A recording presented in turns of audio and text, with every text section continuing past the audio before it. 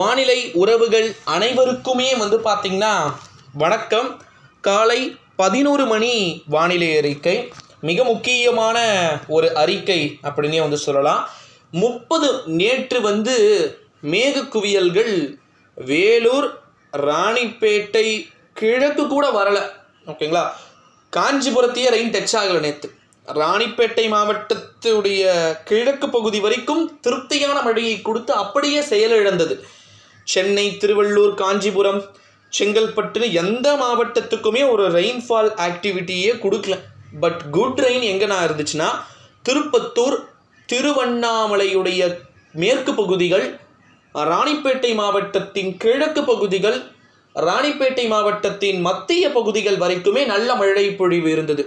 விழுப்புரம் எதிர்பார்த்தது பொய்த்தது, கடலூர் எதிர்பார்த்தது பொய்த்து போனது.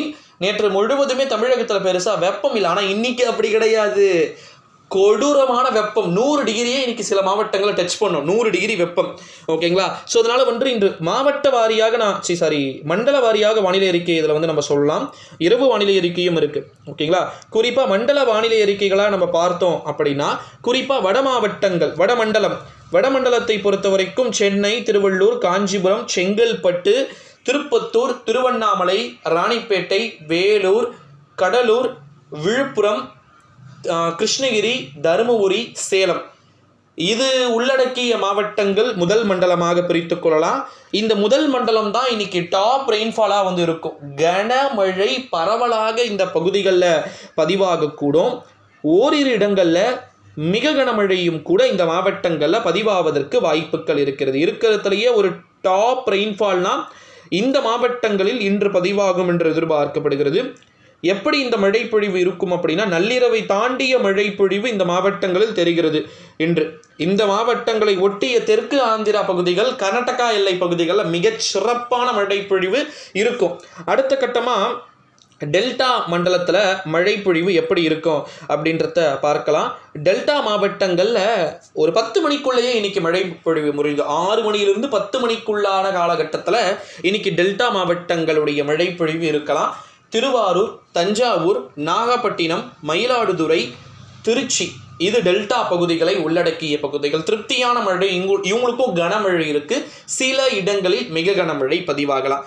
மத்திய மண்டலமாக இருக்கக்கூடிய நம்முடைய அரியலூர், பெரம்பலூர், கள்ளக்குறிச்சி, நாமக்கல், இந்த மாவட்டங்களை ஒடுக்கிய புதுச்சேரி பகுதிகளுக்கும் ஒரு சிறப்பான நல்ல கனமழை வாய்ப்பு இருக்குது. கள்ளக்குறிச்சிக்கு ஒரு எக்ஸ்ட்ரீம்லி ஹெவி ரெயின்ஃபால் கூட இருக்கலாம் கள்ளக்குறிச்சியின் வடக்கு பகுதிகளில்.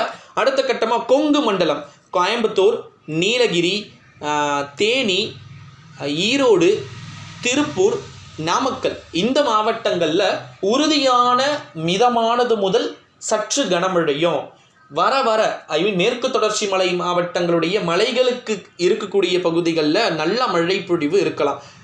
கிழக்கு பகுதியை காட்டிலும் மேற்கு பகுதிகளை காட்டிலும் மாவட்டத்தின் கிழக்கு பகுதிகள் இன்று நல்ல மழையை பெறுவதற்கு வாய்ப்புகள் இருக்கிறது. தென் மாவட்டங்கள் எப்படி இருக்கும்? இப்போ சொன்ன மாவட்டங்களை தவிர்த்து மீதி இருக்கக்கூடிய எல்லா மாவட்டமும் தென் மாவட்டம். புதுக்கோட்டை, சிவகங்கை, திண்டுக்கல், தேனி, ராமநாதபுரம், தூத்துக்குடி, திருநெல்வேலி, தென்காசி, கன்னியாகுமரி, இந்த மாவட்டங்கள் எல்லாமே, விருதுநகர், இந்த மாவட்டங்கள் எல்லாமே தென் மாவட்டங்கள் தான். ஸோ தென் மாவட்டங்களுக்கு இன்றைய மழைப்பொழிவு எப்படி ப்ரோ இருக்கும் அப்படின்னு சொல்லிட்டு கேட்டாங்க. தென் மாவட்டங்களில் இன்னைக்கு மதுரைக்கும், சிவகங்கைக்கும், புதுக்கோட்டைக்கும் மட்டும்தான் இன்றைய வாய்ப்பு அப்படின்றது இருக்கிறது. திருநெல்வேலி, தூத்துக்குடி, தென்காசி, கன்னியாகுமரியை இன்று மழை அறவே ஒதுக்கும் என்று எதிர்பார்க்கப்படுகிறது. தேனிக்கு மழைப்பொழிவு கிட்டுமா அப்படின்னு சொல்லிட்டு கேட்டாங்க. தேனிக்கு கூட மழைப்பொழிவு ஆங்காங்கே இருக்கலாம் அப்படின்னு சொல்லிட்டு எதிர்பார்க்கப்படுது. ஸோ அடுத்தடுத்து வரக்கூடிய நாட்களில் நமக்கு நல்ல மழைப்பொழிவு இருக்கிறது. ஸோ அதனால் பார்த்திங்கன்னா எக்காரணத்திற்கொண்டும் நீங்கள் கவலை கொள்ள வேண்டிய அவசியம் பார்த்திங்கன்னா கிடையாது அப்படின்னே சொல்லலாம். ஸோ இரவு வானிலை அறிக்கையில் முழுமையாக